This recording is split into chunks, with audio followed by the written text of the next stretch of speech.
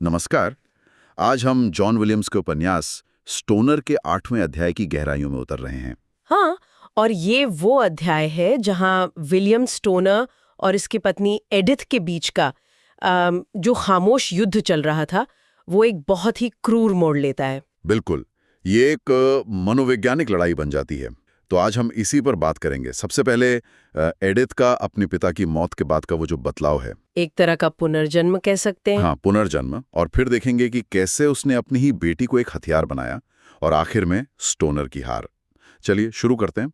तो अध्याय की शुरुआत होती है एडिथ के पिता की मौत से, लेकिन उनके अंतिम संस्कार में एडिथ का व्यवहार बहुत ही अजीब है। अजीब से आपका क्या मतलब है? मतलब वो रोती नहीं है, कोई दुख नहीं दिखाती, उसका चेहरा एकदम पत्थर जैसा सख्त, भावहीन। अच्छा। और ये जो खामोशी थी ना, ऐसा लग रहा था जैसे किसी बहुत बड़े तूफान के आने से पहले का सन्नाटा हो। हाँ, ये खामोशी बहुत कुछ कहती है। अंतिम संस्कार के बाद एडिथ अपने बचपन के घर चली जाती है, अपने पुराने कमरे में। हाँ, और वहाँ कई दिन अकेले बिताती है। सबको यही लगता है कि वो मतलब शोक मना रही है, लेकिन कमरे के अंदर कुछ और ही चल रहा होता है। बिल्कुल, वो अपने कमरे में ऐसे घूमती है जैसे कोई अजनबी हो, दीवारों को छूती है, खिड़कियों को, जैसे उनकी मजबूती परख रही हो। मुझे ये पढ़ते हुए लगा कि वो सिर्फ अपने अतीत को नहीं देख रही, बल्कि उससे शायद लड़ने की तैयारी कर रही है। आपने बिल्कुल सही पकड़ा। और इसकी शुरुआत होती है अटारी से मंगवाए गए उसके बचपन के संदूक से। हाँ, वो उस संदूक के हर चीज को 2 ढेरों में बांटती है। ये सिर्फ सामान छांटना नहीं था, ये एक तरह की रस्म थी, अपनी पहचान को दोबारा पाने की। 2 ढेर? किस तरह के? सोचिए, एक ढेर में वो चीजें थी जो उसके पिता के असर को दिखाती थी, खिलौने, कपड़े, खत जो उन्होंने दिए थे। मतलब एक थोपी हुई पहचान। बिल्कुल। और दूसरे ढेर में वो चीजें थीं जो सच में उसकी अपनी थीं, उसका असली स्व। और फिर जो वो करती है वो सिर्फ चौंकाने वाला नहीं, बल्कि बहुत बहुत प्रतीकात्मक भी है। हाँ, वो अपने पिता से जुड़ी हर चीज को, उस थोपी हुई पहचान को एक एक करके नष्ट कर देती है। खतों को जला देती है, कपड़े फाड़ देती है, और सबसे भयावह, वो अपनी गुड़ियों के चीनी मिट्टी के सिरों को हथौड़े से तोड़ती है। तब तक तोड़ती है जब तक वो पाउडर ना बन जाए। ये बहुत ही हिंसक तस्वीर है। क्या ये सिर्फ गुस्सा था या कुछ और? मेरे ख्याल से ये गुस्से से कहीं ज्यादा था। ये एक तरह का, क्या कहते हैं, सिंबॉलिक पैट्रिसाइड था। प्रतीकात्मक पितृहत्या। हाँ, वो सिर्फ चीजें नहीं तोड़ रही थी, वो अपनी जिंदगी पर उनके नियंत्रण को, उनकी यादों को, उनके दिए गए अस्तित्व को मिटा रही थी। और जो कुछ भी बचता है उसे टॉयलेट में बहा देना। वो इस बात का प्रतीक है कि वो अपने अतीत को किसी भी तरह से अपनी जिंदगी में वापस नहीं आने देना चाहती। ये एक शुद्धिकरण की रस्म थी, लेकिन बहुत हिंसक तरीके से। इस विनाश के बाद क्या उसे शांति मिलती है, या ये उसे किसी और दिशा में ले जाता है? ये उसे एक खालीपन की ओर ले जाता है। विनाश के बाद वो शीशे में खुद को देखती है और महसूस करती है कि अब उसे एक नई पहचान गढ़नी है। वो 30 साल की हो चुकी है। जी, और यहीं से उसका रूपांतरण शुरू होता है। वो अपनी माँ से पैसे लेती है, नए कपड़े खरीदती है, बाल छोटे करवाती है, मेकअप सीखती है, सिगरेट पीना शुरू करती है, और एक नया बनावटी ब्रिटिश लहजा भी अपना लेती है। हाँ, तो ये सिर्फ बाहरी बदलाव नहीं था, ये एक कवच तैयार करने जैसा था। तो ये नई एडिथ जब कोलंबिया वापस आती है तो स्टोनर की जिंदगी में क्या तूफान लाती है। और यहीं से मनोवैज्ञानिक युद्ध शुरू होता है। हाँ, अब वो बीमार और कमजोर होने का नाटक नहीं करती, वो ऊर्जा से भरी हुई है। एक थिएटर ग्रुप से जुड़ जाती है, पार्टियां करने लगती है, और स्टोनर जब घर आता है तो उसका लिविंग रूम अजनबियों से भरा होता है। उसे अपने ही घर में घुसपैठिए जैसा महसूस होता है। एडिथ ने घर के माहौल को पूरी तरह बदल दिया है। उसे एक सार्वजनिक जगह बना दिया है जहां स्टोनर की कोई जगह नहीं है। और फिर घर में एक पियानो आता है। ये पियानो सिर्फ एक म्यूजिकल इंस्ट्रूमेंट नहीं था, है ना? नहीं, बिल्कुल नहीं। ये एक हथियार था।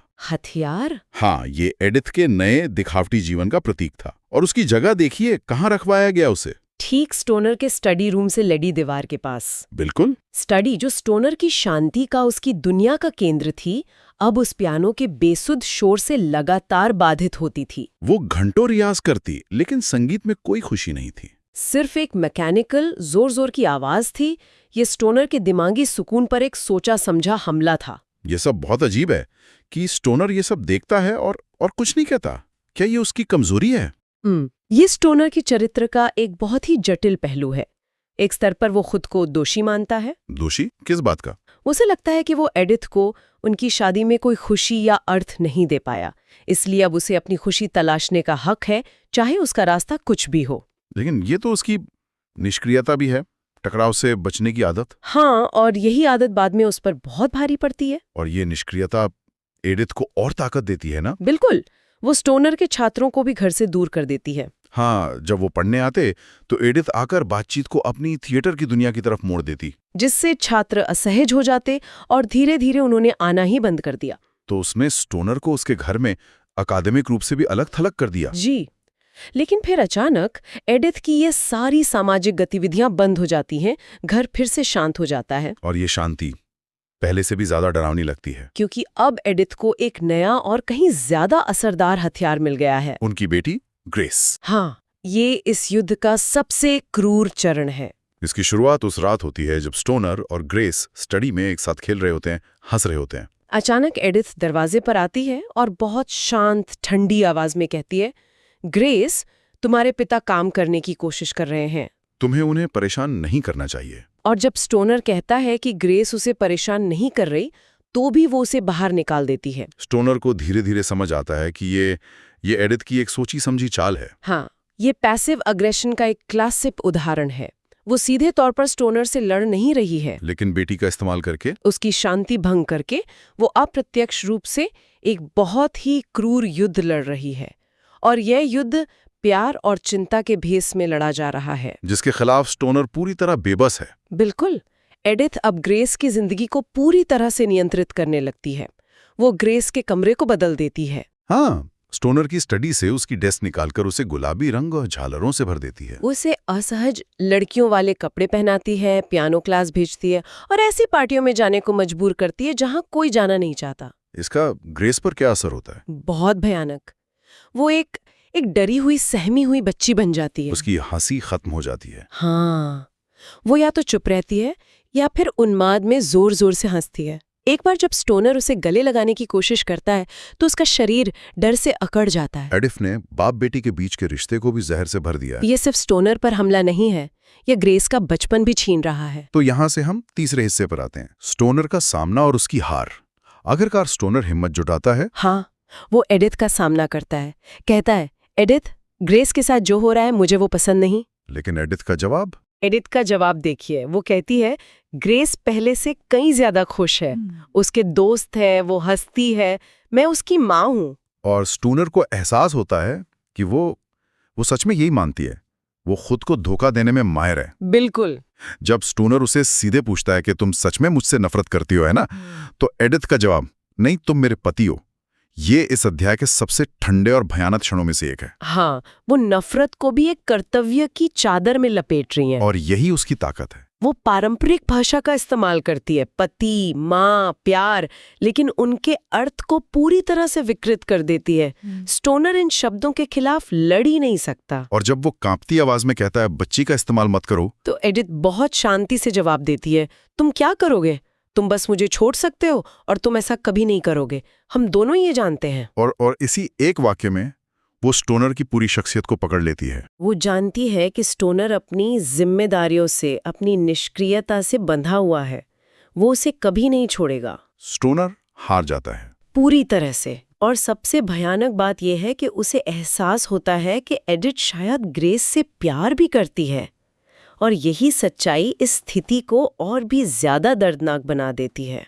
उसी शाम स्टोनर का अंतिम निर्वासन होता है। हाँ, वो घर लौटता है तो पाता है कि उसकी स्टडी का सारा सामान, उसकी मेज, किताबें, कागजात, सब लिविंग रूम के एक कोने में फेंका हुआ है। जी, एडिथ उसे बताती है कि उसे पेंटिंग और मूर्ति कला के लिए स्टडी की रोशनी चाहिए। और स्टोनर को घर के पीछे एक छोटा ठंडा सन पोर्च दे दिया जाता है। ये सिर्फ एक कमरे का बदलना नहीं था, ये उसे उसके अपने ही घर में उसकी पहचान के केंद्र से बेदखल करना था। और ये अपमान यहीं ही रुकता नहीं, धीरे धीरे उस सन पोर्च को भी कबाड़ खाना बना दिया जाता है।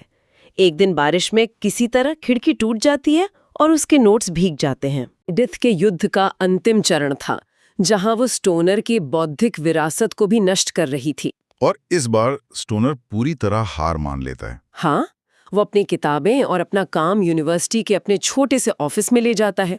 उसकी किताब पर काम रुक जाता है। वो समझ जाता है कि रात में ऑफिस जाना अब काम करने के लिए नहीं, बल्कि घर से बचने का एक बहाना बन गया है। और एक तरह से जब स्टोनर पूरी तरह से पीछे हट जाता है तो एडिथ भी थोड़ी शांत हो जाती है। हाँ, वो ग्रेस पर अपना दबाव कम कर देती है। बच्ची फिर से मुस्कुराने लगती है। ऐसा लगता है जैसे युद्ध खत्म हो गया हो, क्योंकि एक पक्ष ने पूरी तरह आत्मसमर्पण कर दिया है। बिल्कुल, स्टोनर ने अपनी हार स्वीकार कर ली है।